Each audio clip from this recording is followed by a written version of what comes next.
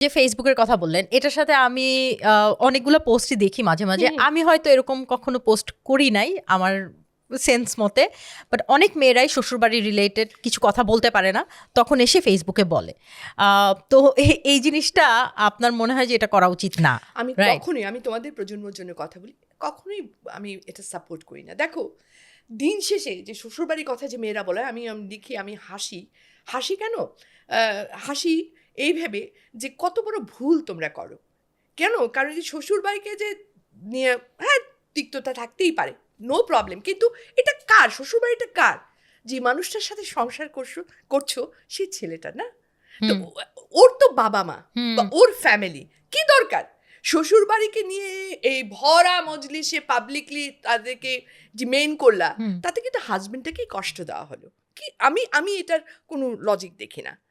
হ্যাঁ, থাকতে পারে ভালো, সেটা হাজবেন্ড ওয়াইফ মিলে মিট আপ করো, বাট নট ইন পাবলিক। অনেক মেয়েরা বা ইভেন ছেলেরাও আমি বলবো, মানুষ অনেকে আজকাল সবাই আমরা ভিকটিম সাজি। এখন আমার প্রশ্ন হচ্ছে, আসলে কি দোষটা আমার, নাকি সব মানুষই খারাপ? আমরা মানুষটাই এরকম, এটা হচ্ছে আমার কথা। আমি নিজেও বলবো যে যখন যদি আমরা একটু সুযোগ পাই, তখনই আমরা কিন্তু চেষ্টা করি যে দেখতে, ভাই আমার কোনো দোষ ছিল না, ওই এটা করছে, আমি কিন্তু করতে চাইনি, ওই ওটা করাইছে আমার। ভাই, আমি কিন্তু একদমই ভালো, আমি তোমার ভালোই চাই, কিন্তু ও আমাকে দিয়ে এটা বলাইছে। অর্থাৎ অন্যের কাঁধে বন্দুকটা রাখতে আমরা পছন্দ করি, এবং নিজেকে আমরা সাথে সাথে একটা আলা ভোলা কিউট একটা মানে কি বলবো, ভিকটিম সাজায় বসে থাকি। এটা আমাদের হিউম্যান ক্যারেক্টার। এটা যে খুব সবাই যে ইচ্ছে করে করে তা কিন্তু না, অনেক সময় হয়ে যায়।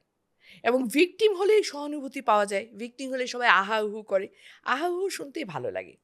এটাও একটা সাইকোলজিক্যাল, আমার কাছে মনে হয় এটা একজন সাইকিয়াট্রিস্ট আরও বেটার বলতে পারবেন। না, ইউজুয়ালি আমি দেখেছি যে যে কোনো পোস্ট, ধরেন এটা টক্সিক রিলেটেড পোস্ট হোক বা নার্সিসিস্টিক রিলেটেড পোস্ট হোক, সবাই শেয়ার দেয়, আমি চিনি এরকম লোক। তো এখন আমি যে টক্সিক না, এটা আমি কিভাবে বুঝবো? আমিও তো টক্সিক হতে পারি। আমরা তো আপন দর্পণে নিজেকে দেখি না, আমরা সবসময় অন্যকে দিয়ে বিচার করি, হচ্ছে ও খারাপ, ও খারাপ দেখতে থাকি। কিন্তু আমি নিজে কতটুকু খারাপ সেই উপলব্ধি যদি আমার আসতো, তাহলে তো আমরা অনেকটাই চেঞ্জ হয়ে যেতে পারতাম। এটা হিউম্যান সাইকোলজি, আমি আবারও বলছি, আমরা নিজেদের দোষ দেখতে পাই না, আমরা সবসময় অন্যেরটাই দেখি। তো এই একটা কারণেই কিন্তু দেখা যায় যে সবাই বলে আমি ভাই ভুক্তভোগী, ঠিকই বলেছো তোমার এটা। তো সবাই যদি ভুক্তভোগী হয়, আমার প্রশ্ন হচ্ছে কি, তাহলে আসলে অত্যাচারী লোকটাকে, তখন আমি মনে মনে মনে নেই, বোধহয় অত্যাচারী লোকটা আমি নিজেই। এছাড়া কি আনসার আছে? Okay, nice. তো আপনার তো রোলস অনেকগুলো চেঞ্জ হয়েছে। আপনি প্রথমে you are just a daughter, then you became a wife, daughter in law, mother, and then you became a mother in law also, and grandmother. And now a grandmother. আপনি তো মা হিসেবে আপনি নিজেকে বলেন যে আপনি হিটলার মাদার। আপনার বাচ্চারাও হয়তো একটু মনে করে যে আপনি স্ট্রিক্ট।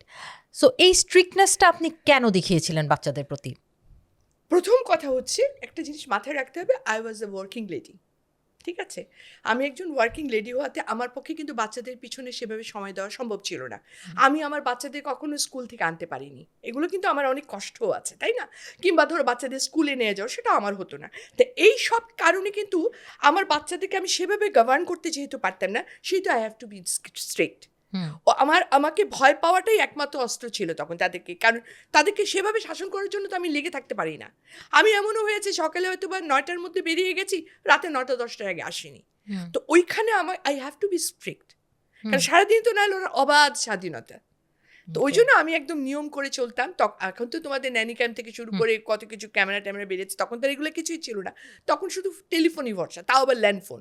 তাও যখনই যেতাম কোথাও না কোথাও থেকে ফোন করতাম, ওরা দুপুরে কী খেয়েছে, বিকালে কী খাবে, এগুলো সব একদম পুরো মাসেরটা আমি চার্ট করে দিয়ে দিতাম। যে সকালে নাস্তায়, স্কুলে টিফিনে এটা যাবে, দুপুরে এটা খাবে, বিকালে এটা খাবে।